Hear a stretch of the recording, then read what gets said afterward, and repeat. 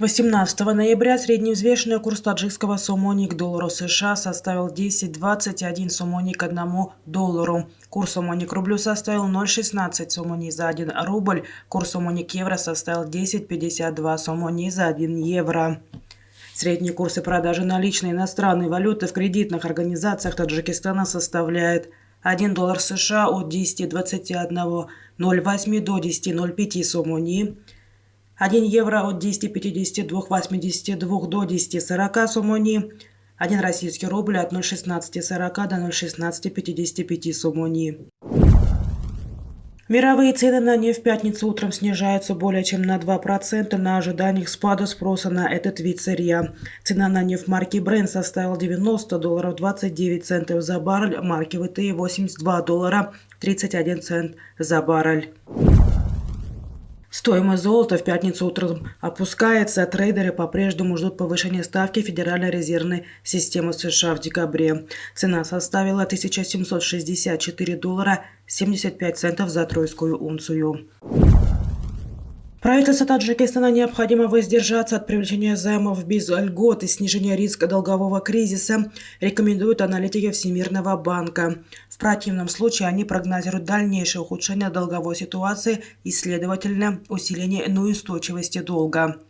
Высокий уровень государственного долга представляет собой один из самых серьезных вопросов уязвимости Таджикистана, с которым сталкивается правительство в среднесрочной перспективе, говорится в обзоре государственных расходов в Таджикистане, опубликованном на минувшей неделе Всемирным банком.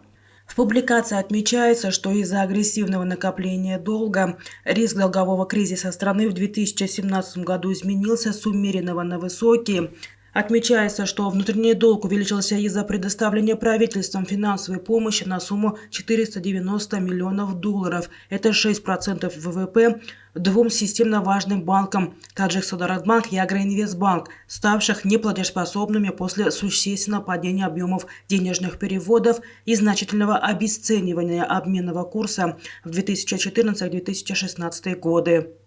В результате авторы публикации констатируют, что объем госдолга страны вырос с 27,4% ВВП в 2014 году до 54% к концу 2017 года.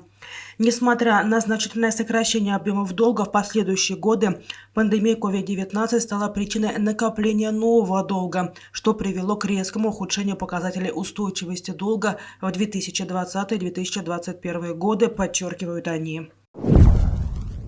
Дочку казахского Халык-банк продали Международному банку Таджикистана, но пока он продолжит работать. О заключении соглашения по продаже 100% акций дочерней организации в Таджикистане сообщается на сайте таджикского филиала. Таджикский ЗАО «Международный банк Таджикистана» получит все необходимые одобрения регулятора. Сделка завершится в декабре 2022 года.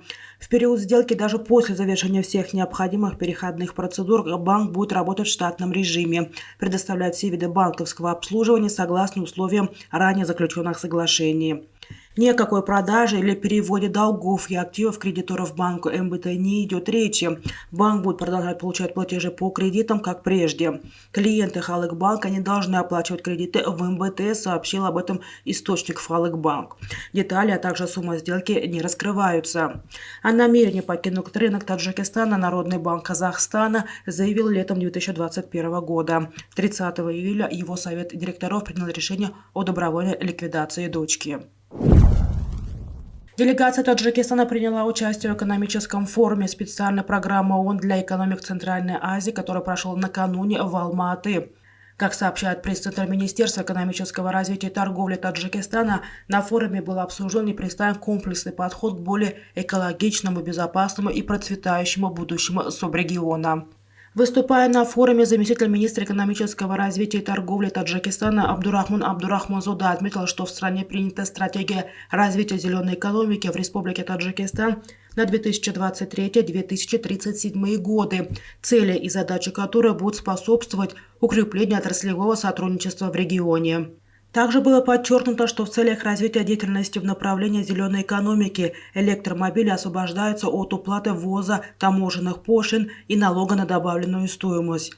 Эта мера периодически снижает зависимость потребительского рынка от импортных топливных продуктов и способствует реализации принципов зеленой экономики. Парламентское обсуждение на тему «Ход исполнения закона Республики Таджикистан о государственном бюджете Республики Таджикистан на 2022 год за 9 месяцев этого года состоялось вчера, 17 ноября, в Маджлисе Намоин-Дагон в Душанбе. Как сообщает пресс-служба Нижней палаты парламента Таджикистана, обсуждение проходило под председательством спикера Маджлиса Намоин-Дагон Махматоира Закирзуда с участием депутатов Маджлиса Намоин-Дагон, руководителя ряда соответствующих министерств и комитетов страны. Глава комитета Маджлиса Намоин-Дагон по экономике и финансам Махмадали Курбонзода отметил, что анализ показал, что министерства и ведомства республики проделали определенную работу по эффективному управлению государственными финансами и качественному выполнению государственного бюджета. Согласно статданным, номинальный объем ВВП республики в январе-сентябре текущего года составил 79,3 миллиарда сомони, а темпы его реального развития 7,8%. В ходе собрания было отмечено, что анализ показал, что хотя план поступления в бюджет за 9 месяцев текущего года выполнен на 103,2%, однако в целевом использовании бюджетных средств имеется упущение. Поэтому необходимо, чтобы соответствующие министерства и ведомства приняли действенные меры по устранению имеющихся недостатков. После прения по итогам парламентского обсуждения были приняты рекомендации, сообщает пресс-служба Маджлиса Намоин-Дагон.